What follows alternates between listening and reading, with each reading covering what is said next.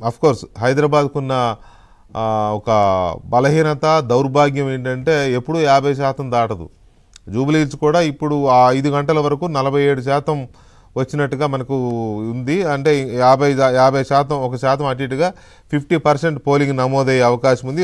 ఇక మనం ఒకసారి ఇవి చూస్తే ఎగ్జిట్ పోల్స్ చూస్తే ఎగ్జిట్ పోల్స్ దాదాపుగా జూబ్లీ హిల్స్కు సంబంధించినంత వరకు గెలుపు నీదా నాదా అనే ఉత్కంఠగా సాగింది. 4-5 రోజుల క్రితం వరకు చాలా టఫ్ ఫైట్ అనుకున్న జూబ్లీ హిల్స్ ఎన్నిక ఆ తర్వాత కొద్ది కొద్దిగా వన్ సైడ్ అవుతున్నట్టుగా కనిపించింది. దానికి తగ్గట్టుగా బీఆర్ఎస్ పార్టీ అభ్యర్థికి సంబంధించిన కొన్ని వివాదాలు, కుటుంబపరమైన వివాదాలు కూడా రచ్చకెక్కడంతో అది కూడా ఓటర్లపైన ప్రభావం చూపినట్టుగా అనుకుంటున్నారు. అండ్ కాంగ్రెస్ పార్టీ చాలా తీవ్రంగా పోరాడడంతో పాటు రేవంత్ రెడ్డి ఎక్కువగా ఫోకస్ చేసి చాలా సభలు, రోడ్ షోలు చేయడం, మరోవైపు ఎంఐఎం మజ్లిస్ ఇత్తహాదుల్ ముస్లిమీన్ మద్దతు పలకడం, ముస్లిమ్స్ అవుట్రేట్గా దీనికి చేశారు.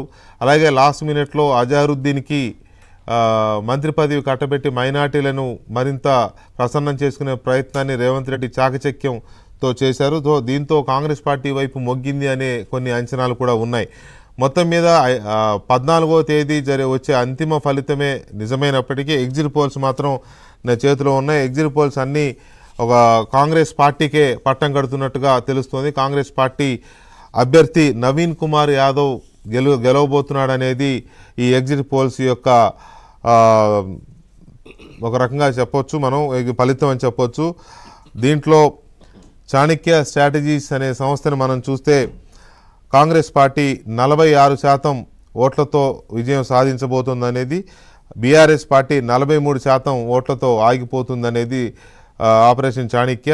8,000 ఓట్ల ఆధిక్యతతో కాంగ్రెస్ పార్టీ అభ్యర్థి గెలుస్తారని ఈ సంస్థ చెప్తోంది. బీజేపీ చాలా తక్కువ పొజిషన్లో ఉందనేది, 6% ఓట్లతోనే ఉందనేది చాణక్య స్ట్రాటజీస్ సంస్థ చెప్తున్న వాళ్ళ అంచనా. సో అలాగే జనమైన్ అనే మరొక సర్వే ఏజెన్సీ ఇస్తున్న రిపోర్ట్ కాంగ్రెస్ పార్టీ 42.5% ఓట్లు సాధిస్తుందని, బీఆర్ఎస్ పార్టీ 41.5% ఓట్లు సాధించబోతుందనేది చాలా 1% మాత్రమే ఆధిక్యతని చూపిస్తున్నారు కాంగ్రెస్ పార్టీకి ఈ సంస్థ